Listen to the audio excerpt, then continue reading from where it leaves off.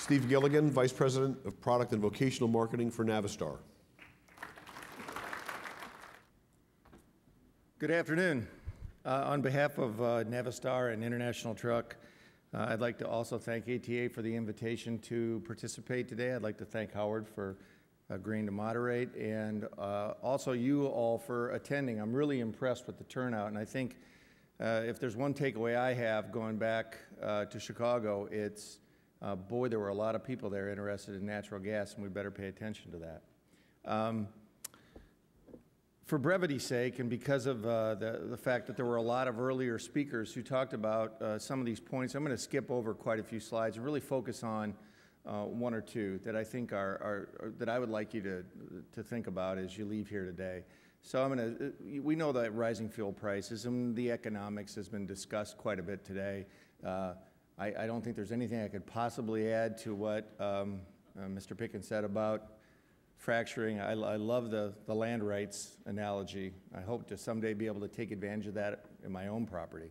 But I think the one takeaway I'd like everybody to have is that we really believe that the convergence has happened. The time really is now for natural gas. If you look at all of the respective variables, the economics are there, the natural gas price stability I don't think is an issue any longer. The policy issues are, in terms of government funding, it's still up in the air, but I think everybody on this panel would agree that long-term, the answer isn't going to be in government funding.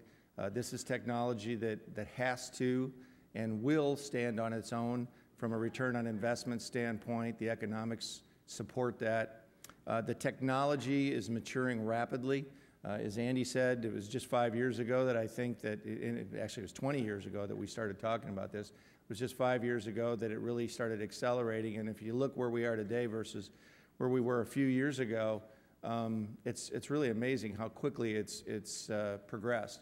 And the social factors, the willingness of fleets to explore this, the fact that you have a great deal of independent investment in infrastructure going on, those factors are all driving what we believe is a long-term growth in the volume and the potential for the natural gas market.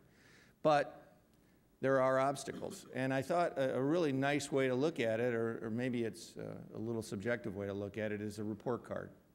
And you remember when you were in grade school and you got these report cards, and if you look at the different variables that are out there today, I think we could agree that they really fall into multiple categories. It's engine technology, it's the infrastructure, it's the acquisition cost, service infrastructure, and then you have a cumulative grade. And right now, I'd say the engine technology is probably the furthest along of all of the different variables. I think the discussion earlier today from the panelists tell you that there's been a lot of investment, a lot of time and effort. There's been a lot of fleets, including those that are in this room, that have spent hours and days and months evaluating that technology and helping it to get better. The fueling infrastructure is gone from virtually non-existent to fairly significant in just a few years, and it's progressing rapidly. Acquisition cost, that's an area where I think that I would give the industry and needs improvement. And I think that collectively customers would say it needs improvement. We've got to make the return on investment numbers make sense. And the service infrastructure needs improvement as well. I think Andy was correct when he said you got to make sure that you have service network there. And that means parts and service availability and also warranty availability. You have to know that the product is going to be supported once it's in the field. So collectively, when you think about it, we're probably at an incomplete stage in terms of our report card. And what happens going forward today and in the months forward, in the next few years, I think is really going to determine whether or not when we get to that 2015 timeframe that everybody's looking at, whether or not we can look back and say, this was the inflection point. And I really believe that we are. The other thing that I just want to leave everybody with, and I'll skip over engine technology. I do want to thank Jim for the plug for the Transitional. I appreciate it. It's the only picture of our product in here. I didn't want to turn this into a presentation on what International offers, but I will tell you that we are releasing the The Cummins ISLG, it's already released and available in our Transitional model. We're in the process of working on the release in our Loadstar, which is a truck which we've developed solely for the refuse market, which is a LCF model. And we're also looking at the Workstar model, which is our vocational truck. We have not yet reached an agreement on the ISX, and that would explain why the box has had a blank in there for international, but we're in discussion and exploration on the ISXG as well. The last thing that I just wanted to leave everybody with, and there's a copy in your book, is the fact that International took the time and effort last year to put together a facilities guideline, and we did so for our dealers.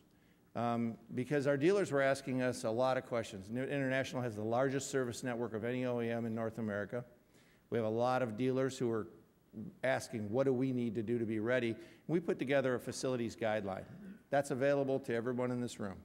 And I hope what you do is read that and understand that we provided that to our dealers with the understanding that they needed to understand what they need to do to make sure that they're safe and that they are efficient and that they're designing their facilities in order to be responsive to this technology as they move into it. So I hope all of you can use it. I hope you learn something from it. And I'm looking forward to the questions. So thank you.